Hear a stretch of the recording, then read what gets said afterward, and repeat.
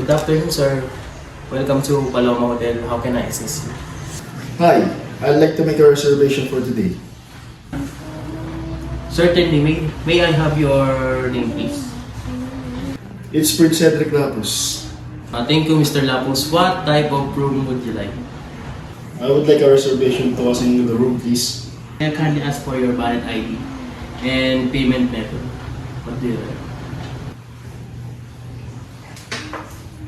Here's my cash. It's total 1-2. To Mr. Lapus. This is your room reserved.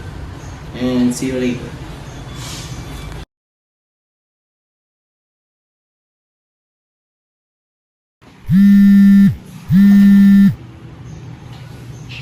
Hello, thank you for calling. Welcome to Paloma Hotel. How can I help you? Hi, I'd like to make a reservation for this weekend. Sure. Can I take your name and the date of your stay? My name is Nasir de la Cruz and I'm staying from Friday to Sunday. Okay, I got it. What type of room do you prefer? It's the suite room available. Yes, we have a suite available. I'll book it now.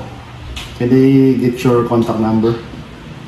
My contact number is 0997-369-029. Your reservation is confirmed. See you this Friday, Mr. De La Cruz.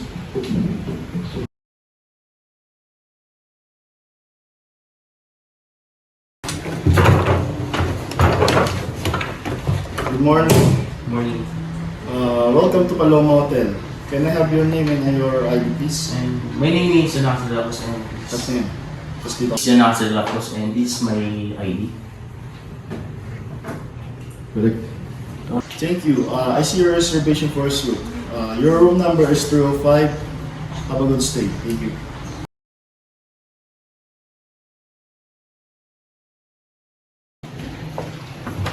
Good morning, sir. How can I assist you? I would like to check out, please. From room? 31. Okay, thank you. I just check your room status. Everything in order here. Invoice. How would you like to pay? Cash method.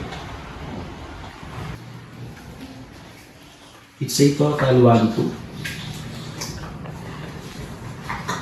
Then have a safe trip and thank you for staying with us. Thank you.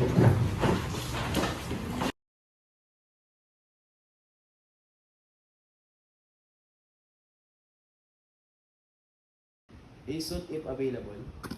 Your reservation is confirmed. So,